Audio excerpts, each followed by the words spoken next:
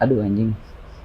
Eh, Halo semuanya, gue Fahmi lagi dan sekarang gue mau ngebahas tentang kenapa ya di video di Indonesia tuh kalau misal video editor itu selalu include sama videografi, jadi videographer. Terus kalau desainer include juga jadi motion designer dan lain sebagainya. Dan ya gitu kurang lebih. Menurut gue akhirnya kenapa video editor di Indonesia juga include jadi videographer, kadang juga jadi desainer, kadang juga jadi content creator yang mikirin ide konten, plannya gimana dan lain sebagainya adalah salah satunya karena tentu pertumbuhan ekonomi di Indonesia yang gokil.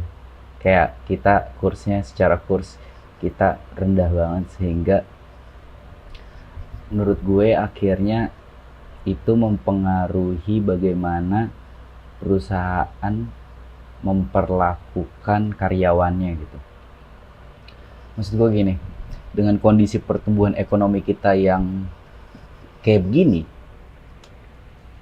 itu justru menguntungkan bagi pihak asing yang mau investasi di sini. Salah satu alasannya adalah karena mungkin upah tenaga kerja yang rendah. Nah, dalam konteks ini juga mirip-mirip yang terjadi di Vietnam. Cuma bedanya Vietnam punya regulasi buka perusahaan yang lebih gampang. Kalau di Indo kayaknya lebih ribet karena lo harus melawan pemuda Pancasila dan ormas lainnya. Iya gak sih? Maksud gue kayak, ya you know lah. Tapi kita nggak usah bahas itu lebih lanjut. Kenapa gue bahas ini? Karena gue kerja korporat yang benar-benar kerja itu udah di at least 3 tempat selama dari 2020 sampai 2026 sekarang. Pertama gue kerja di rumah sakit Polri. Di rumah sakit Polri, goblok. Kok gue nyebut merek sih? Ya pokoknya di situlah. Nah di tempat pertama gue itu gue kerja 3 tahun. Terus gue di divisi humas, hubungan masyarakat, which is gue juga ngurusin kalau misalnya ada komplain. Gue juga ngurusin kalau ada perusahaan yang mau masukin barang ke tempat gue. Gue kerja di bidang kesehatan lah nih perusahaannya. Terus gue juga harus ngurusin meeting antara pihak yang punya barang, misal dia punya obat yang mau ditawarkan atau alat atau mesin kesehatan gitulah untuk ditawarkan. Terus gue temuin sama stakeholder dari pihak kantor gue. Di lain itu gue juga sebagai videographer, gue juga sebagai fotografer, gue juga video editor, gue juga yang ngupload videonya ke YouTube dan lain sebagainya. Dan waktu itu terakhir gue di sana, gue bikin desain ruang podcast, terus gue juga ngurusin podcastnya.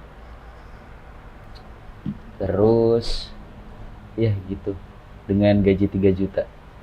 Terus gue kayak, gila ya, kenapa gue harus lahir di Indonesia. Tambah lagi bahasa Inggris di sini tuh kayak kurang banget kan.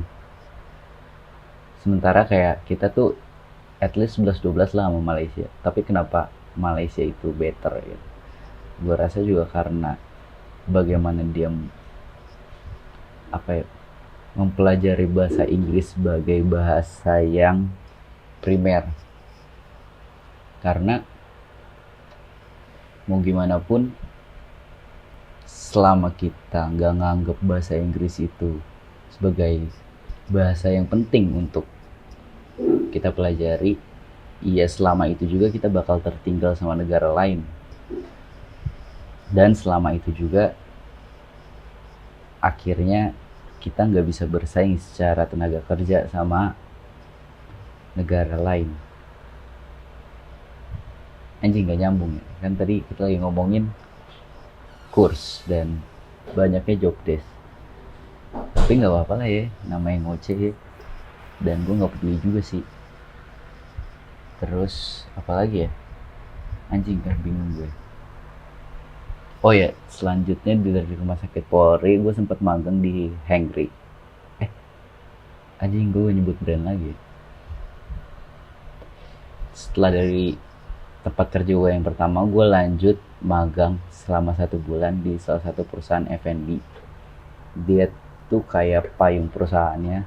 Dia memayungi 7-8 lokal brand gitu. Fokusnya di F&B. Dan mereka cuma punya 2 karyawan tetap untuk studionya, untuk ngurusin seluruh kebutuhan visual dari 8 brand makanan yang mereka punya. Maksud gue kayak gila. Aduh, fotografi dan desain disatuin, videografi dan video editing disatuin jadi satu. Megang 8 brand lagi. Maksud gue gila. Dan kita masih oke-oke aja sama itu. Iya, tapi walaupun menurut gue kalau misalnya kita terus menentang kayak gini secara pemikiran, kita bakal BU terus ya, karena anjing ini udah jadi budaya yang mengakar bahwa lu harus mengerjakan banyak hal gitu. Meanwhile, banyak banget orang yang gak sadar kalau mereka melakukan banyak hal dengan gaji yang gak worth it gitu.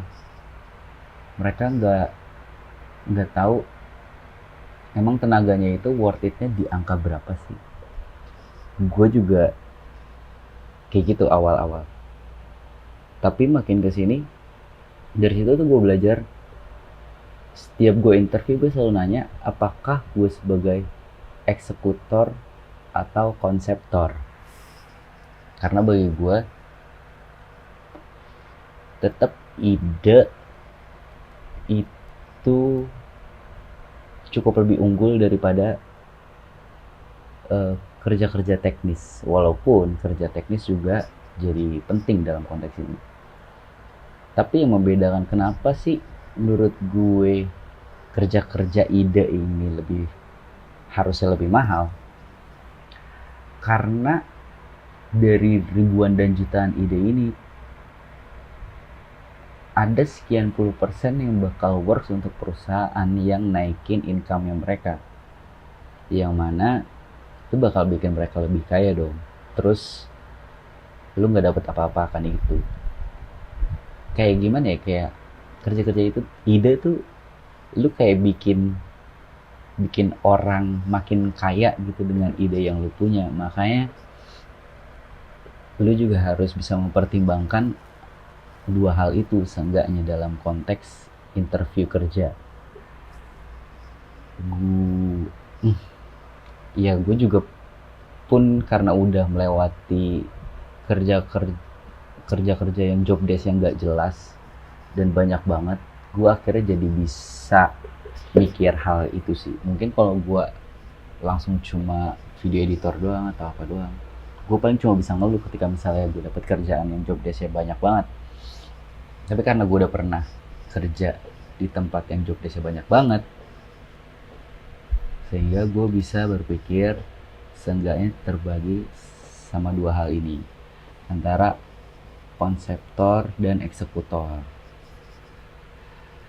Eksekutor pun juga bisa minta harga yang lebih tinggi kalau lu udah dalam konteks spesialis yang bukan general, which is sedikit banyak orang yang bisa ngelakuin itu, sehingga perusahaan juga paham kalau orang-orang yang punya skill itu harganya pasti mahal.